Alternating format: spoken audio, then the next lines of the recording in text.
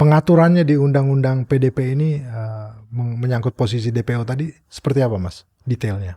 Mendukung pemantauan kepatuhan terhadap kewajiban privacy supaya inline dengan biasanya itu Global Privacy Program. Jadi kalau katakanlah BUMN induk sudah memiliki Global Privacy Program untuk induk dan anak-anaknya, maka si DPO di cucu, DPO di anak, cicit itu harus tunduk pada mengacu ke bagaimana DPO itu bisa punya peran.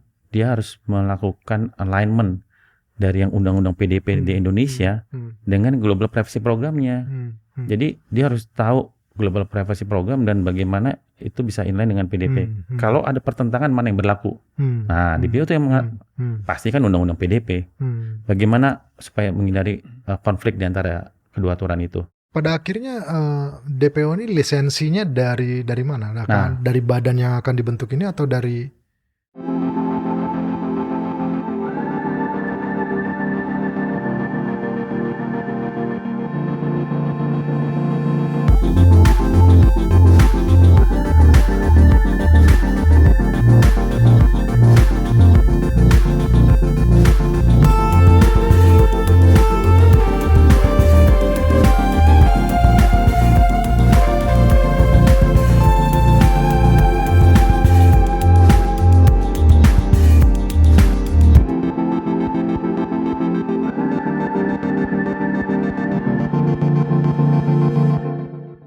Sahabat Senayan Roundabout Talk, kita bertemu lagi di bagian ketiga dari diskusi kita mengenai Undang-Undang Perlindungan Data Pribadi. Mas Cornel, saya mau agak lebih detail. Tadi Mas Syailendra udah menceritakan tentang posisi DPO ya dari sisi teknis. Ya. Pengaturannya di Undang-Undang PDP ini menyangkut posisi DPO tadi seperti apa, Mas? Detailnya. Jadi, thank you Bang Gedi. Terima kasih untuk pertanyaan bagus sekali ya, karena memang kerangka pengaturan tugas DPO ini memang tidak diatur secara spesifik di Undang-Undang PDP. Tapi marilah kita mengajak kepada praktik-praktik terbaik yang diatur di GDPR dan yang selama ini berjalan ya. Jadi memang tugas yang pertama adalah dia memelihara inventarisasi dari aktivasi pemrosesan data pribadi. Jadi aktivitas pemrosesan data pribadi itu membutuhkan yang pertama adalah inventarisasi data. Maka tadi kan ada record of processing activity atau ROPA tadi kan. Nah, dia memilah-milah tuh data umum, data khusus, bagaimana compliance-nya. Karena setiap data memiliki karakteristik berbeda-beda dan harus dicatat sesuai dengan peruntukannya. Yang kedua, memfasilitasi dan mengawasi pelaksanaan yang dikenal dengan sebutan tuh DPIA, Data Protection Impact Assessment. Nah, di PI ini diperlukan ketika data tersebut berisiko tinggi. Nah, risiko tinggi itu diatur di Undang-Undang PDP memang. Jadi setiap ada data yang berisiko tinggi, maka DPO wajib melakukan DPIA. Memang sudah diatur di Undang-Undang PDP itu DPIA seperti apa, tetapi bagaimana mengerjakannya? Bagaimana melakukan assessment tanpa bantuan teknologi? Bayangkan dengan volume data yang sedemikian masif itu, melakukan impact assessment kayak zaman dulu tuh, bukan zaman dulu lah, sama sekarang masih ada yang kita pernah kenal AMDAL ya Bang Ferry. Analisa mengenai dampak lingkungan itu kan AMDAL itu kan salah satu persyaratan ya. Nah, itu kan melakukan assessment terhadap impact dari penggunaan data itu, kalau datanya sifatnya volumenya banyak itu tidak bisa dilakukan secara manual Bang Kiri. Maka dibutuhkan teknologi, nanti Mas Sai pasti bisa menjelaskannya. Nah, kemudian memfasilitasi dokumentasi transfer data. Nah, lagi-lagi data transfer ini memang diatur, tapi bagaimana teknisnya? Induk ke anak, anak ke cucu ke cicit, induk ke cabang ke anak dan seterusnya. Nah, data transfer itu kita bicara holding tuh ya. Kalau misalnya bicara satu company Bang Kiri. Kalau antar company lain lagi itu. Satu grup company aja seperti itu. Nah, dia memfasilitasi dokumentasi dari transfer data. Yang keempat, berkontribusi pada penanganan potensi pelanggaran data pribadi. Nah, ini dia berhubungan dengan Badan Pengawas Perlindungan Data Pribadi. Kalau setiap ada bocoran data, ada ada pelanggaran data, dia dianggap atau dituduh Diduga. diduga ya merubah data atau mengambil data tanpa izin. Nah, dia sebagai licensing officer dengan otoritas. Kelima adalah mendukung penanganan permintaan subjek data non rutin ya, dan memantau penanganan permintaan subjek data tersebut. Jadi pada prakteknya itu setiap perusahaan yang terkena dampak tadi harus memiliki privacy policy, Bang Gary. Maka jangan heran kalau kita lihat katakanlah kita coba di googling gitu ya, banyak perusahaan tuh udah punya sekarang privacy policy, tapi banyak cuman copy and paste, Bang Gary. Padahal setiap industri itu beda-beda. Harusnya privacy policy perusahaan rumah sakit berbeda dengan perusahaan penerbangan. Privacy policy-nya bank berbeda dengan perusahaan pembiayaan. Betul. Privacy policy-nya e-commerce berbeda dengan healthcare, kan begitu, Bang Kiri. Betul. Tapi karena ya tadi ya, karena undang-undang berlaku langsung copy and paste gitu. Masa kita kan seperti itu.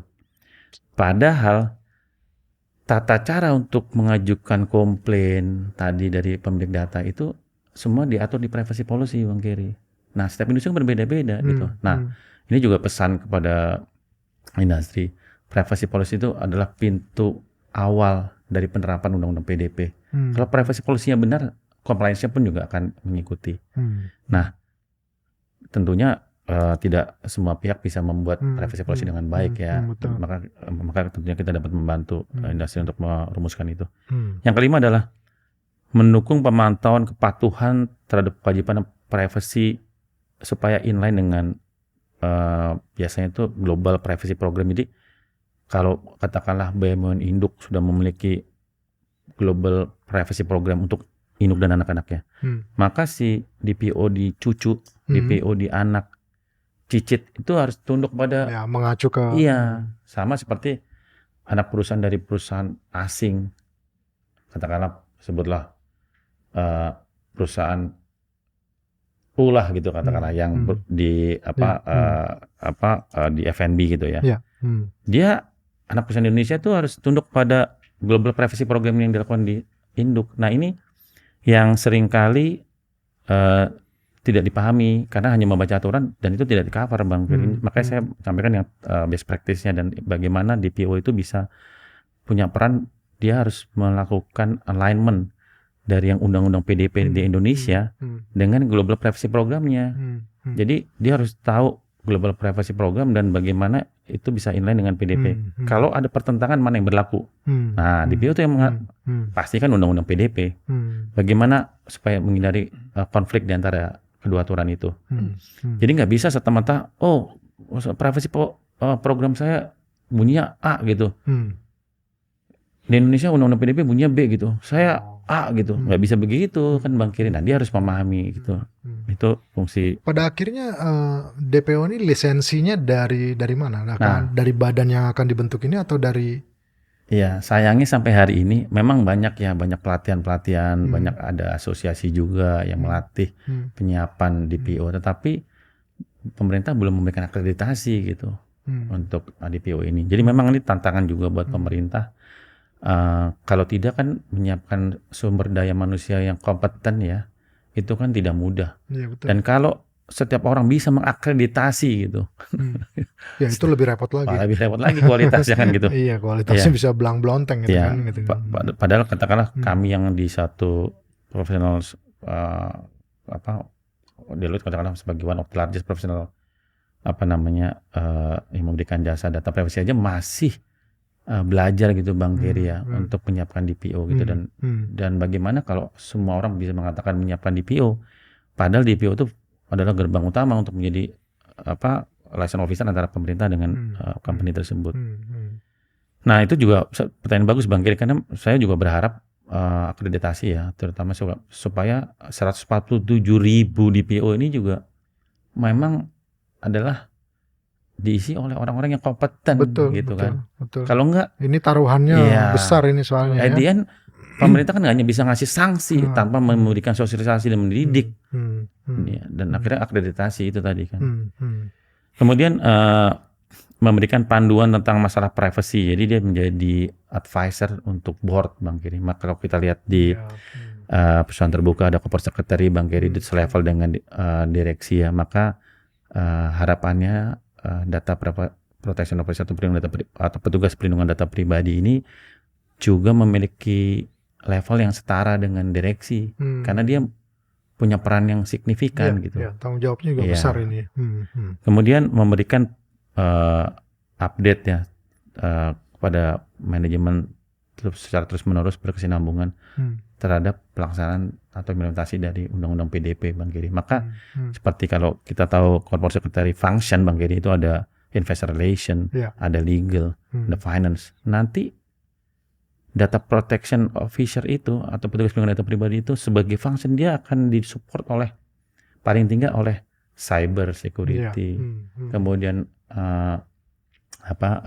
legal ya, kemudian analis juga, Bang Giri. Dan itu as a function itu akan membantu manajemen terhadap pelaksanaan undang-undang PDP. Jadi dia bukan semata-mata sebagai individu, Bang Giri, tapi sebagai fungsi itu juga.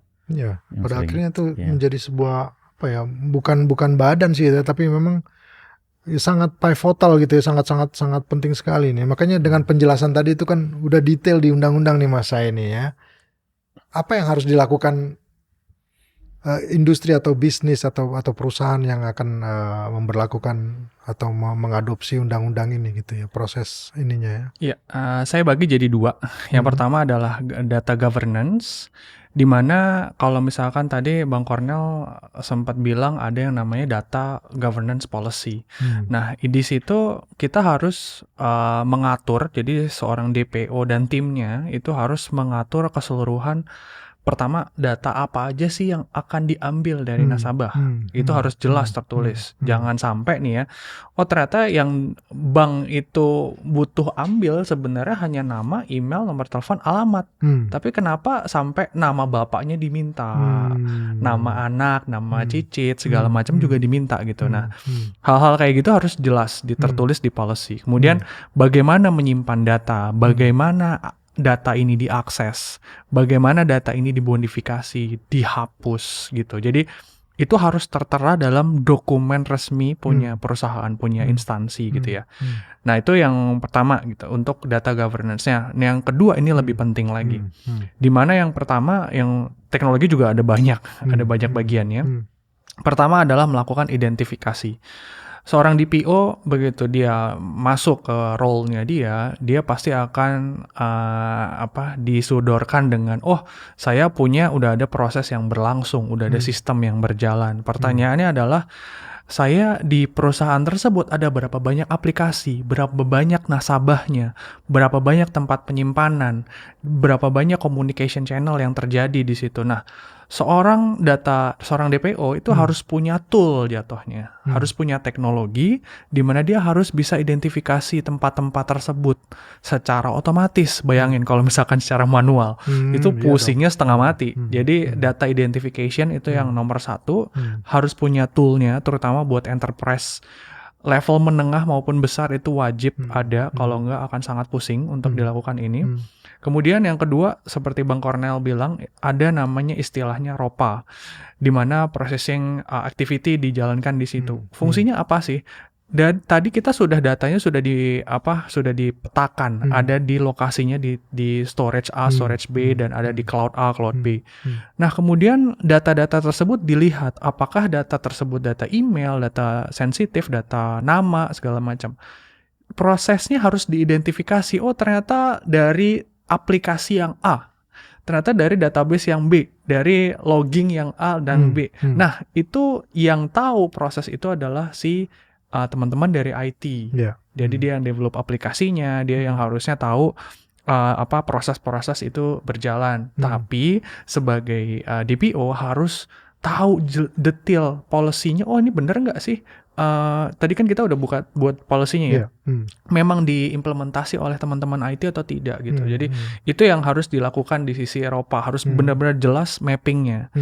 Terus yang ketiga adalah mungkin kalau disebutkan ada DPIA atau Data Impact Assessment, itu sebenarnya yang plan 3. Cuman yang dibutuhkan adalah setelah kita tahu prosesnya dan lokasinya dan data-data sensitif tersebut, data privacy tersebut, kita harus lakukan proteksi dulu, put risk control dulu di dalamnya. Jadi contohnya, aplikasi A ternyata menginput data nasabah hampir 90% data nasabah gitu. Nah, jadi penjagaan kontrol security-nya harus benar. Makanya tadi harus bilang ke CISO, CISO, lu bikin aplikasi keamanan aplikasinya seperti apa? Udah pasang firewall belum? Udah pasang IPS? Udah pasang mobile application security misalnya. Nah, itu harus jelas dan memang harus udah di testing dengan baik gitu. Nah, itu untuk semua kontrol security yang ada, baru kemudian dilakukan data impact assessment. Oh, ternyata dari semua data sensitif tadi, data privacy, sudah dilakukan proteksi A, B, C, D, E, di mana ternyata masih ada exposure, masih ada resikonya, itu dinamakan gap. Nah, gapnya ini tanggung jawab sebagai DPO. Ini harus di-close gapnya. Gua harus ngobrol sama tim A, tim B, tim C, untuk bisa nutupin tadi impact-impact yang berlebihan. Jadi itu yang paling utama. Jadi finding-finding seperti itu. Terus yang selanjutnya adalah kita harus ngomong tentang detection. Apa yang terjadi bila ternyata kita sudah punya 100 kontrol, 1000 kontrol, mungkin udah menjaga sistem kita, tapi ternyata bocor juga gitu. Nah, si seorang DPO dan mungkin dibantu dengan tim security, dia harus bisa tahu kapan data ini bocor. Itu data breach detection gitu. Nah, itu juga salah satu hal yang penting. Nah, itu gimana caranya? Yang lucu adalah ada satu kasus gitu ya. Dia baru tau bocornya itu hari ini, dipublish mungkin di dark web gitu ya, di underground. Ternyata di hacknya itu 6 bulan sebelumnya. Waduh, itu yang mengerikan. Jadi itu udah kemana-mana ya bocornya. Monitoringnya itu dari segi kontrol monitoringnya tuh cukup parah sih. Ini makanya Mas Cornel, ini mengingat begitu perannya sangat luar biasa penting ya dan luas gitu ya. Saya tadi setuju tuh kalau posisinya selevel direktur gitu ya, selevel direksi ya. Karena kalau dia sejajar aja saya pikir nggak akan jalan kali ya. Sama betul. Aja level lo sama gue ngapain. Ya, harus direksi atau direktur khusus atau ya itu tadi ya seperti Korsek di gitu ya. Karena Bang Kiri gini, itu sanksinya Bang Kiri begitu nanti ada badan pengawas perlindungan data pribadi. Nah, katanya konon sih 3-4 bulan lagi itu sanksinya itu 2% dari annual revenue Bang Kiri. Waduh. Bayangkan fungsi strategis DPO kalau perusahaannya kena sanksi seperti itu, pertama reputasi ya. Reputasi itu kan priceless ya Bang Kiri ya. Nggak sekedar 2% dari annual revenue, tapi paling nggak dia udah ceroboh ya. Yang kedua, dia tugasnya menjaga agar tidak terjadi pelanggaran kan. Nah, kayak tadi fungsinya bayangkan, dia tidak hanya bicara mengenai pemrosesan data, tapi juga bicara mengenai cyber security, keamanan cyber. Dengan isu-isu firewall yang tadi itu kan, itu nggak mungkin seorang legal. Saya praktis legal sudah puluhan tahun Bang Kiri. Kalau hanya seorang legal aja mengatakan bisa fit to be DPO, saya menjawab tidak. Dan itu adalah multidisciplinary function gitu. Susah itu ya. Iya, kan banyak sekarang yang beredar adalah yang paling cocok adalah orang legal gitu. Bahkan di pasal 53 itu kan pesertanya salah satu kriterianya adalah mengerti hukum aja tidak cukup gitu. Saya istilah seperti ini mengerti tapi tidak bisa mengeksekusi kan. Tidak bisa mengeksekusi. Gitu. Terakhir kita kan walaupun disahkan 2022 dan punya grace period ya untuk menyesuaikan selama 2 tahun. Cukup nggak 2 tahun? Mengingat tadi proses yang disebut Mas Sailendra itu sangat complicated ya, sangat butuh lapisan-lapisan gitu. 2 tahun itu cukup nggak? Atau seperti apa Mas Cornel? Ya. Pengalaman kami ya Bang Kiri, sebenarnya ini waktunya kelihatannya panjang tapi sebenarnya tidak. Banyak bahkan di satu seminar yang kami adakan itu ada satu market e-commerce besar ya.